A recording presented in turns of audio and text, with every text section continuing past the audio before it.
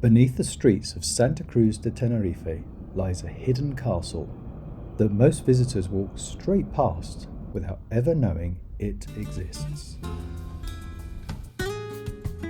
This underground museum, the remains of the castle of San Cristobal, once stood directly on the shoreline, forming the city's frontline defence against invading fleets. And this calm stretch of sea once reached up to those castle walls.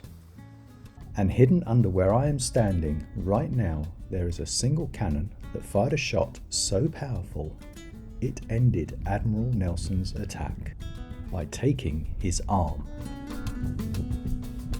As mentioned, many people walk past this important piece of history as you wouldn't necessarily know it's here, simply lying beneath Santa Cruz de Tenerife, just between the ferry port and the Plaza de España.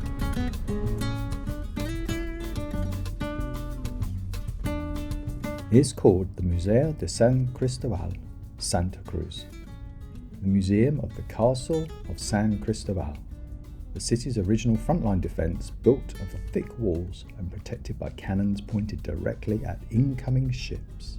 The most famous of them all was a cannon called El Tigre, the Tiger, which is still on display today.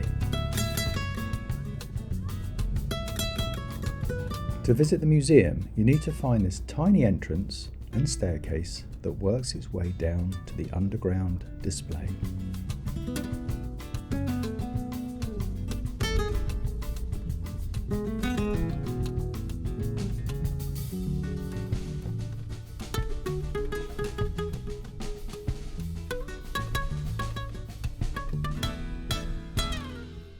Inside the museum there is lots to see, with plenty of information to read.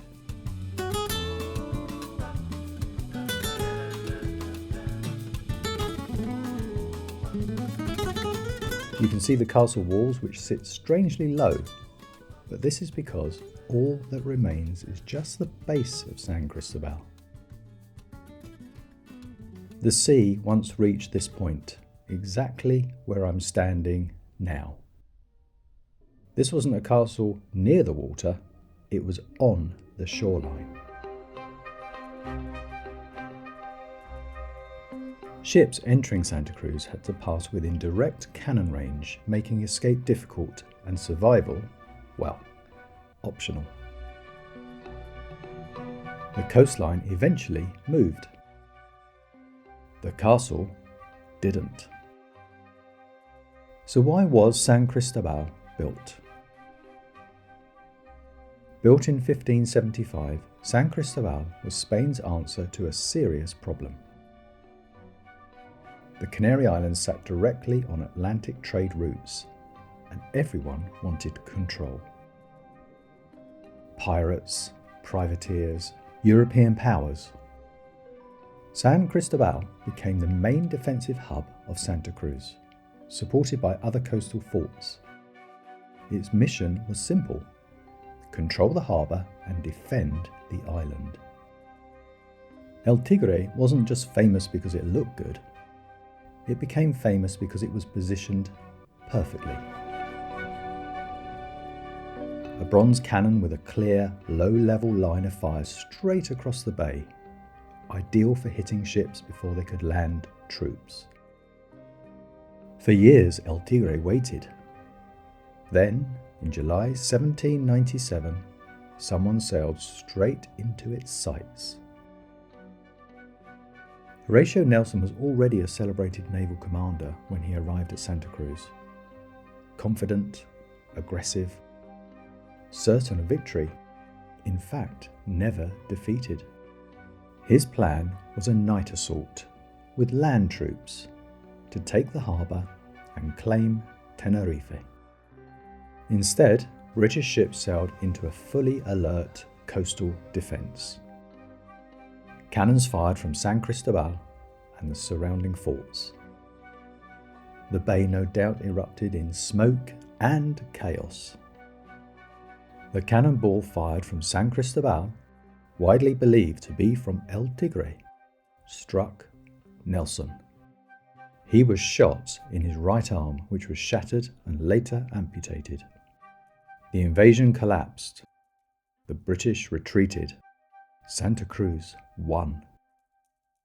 Admiral Nelson had never lost a fleet battle. However, this amphibious assault meant Santa Cruz became the only place to ever defeat Admiral Nelson. As Santa Cruz expanded, the shoreline moved outward and the castle lost its purpose. In 1928, most of San Cristobal was demolished and built over, and today this is what you will now see. For decades it was forgotten, until renovation work revealed the truth and the castle was rediscovered, buried, preserved, and waiting to show off its history. The sea no longer reaches these walls. In its place is a road, promenade, and a cruise liner port. But the story remains. Beneath this area of Santa Cruz lies a fortress that protected an island, and a cannon that changed history with a single shot. So when you visit Tenerife, why not pop into this quaint and important museum in Santa Cruz to absorb this unusual Spain versus Britain story, which is in such contrast to the British love of the Canary Islands that currently exists. It is also a nice bit of trivia to know when visiting Trafalgar Square in London, complete with the statue of Nelson at its centre, proudly showing off his infamous right arm, missing in action.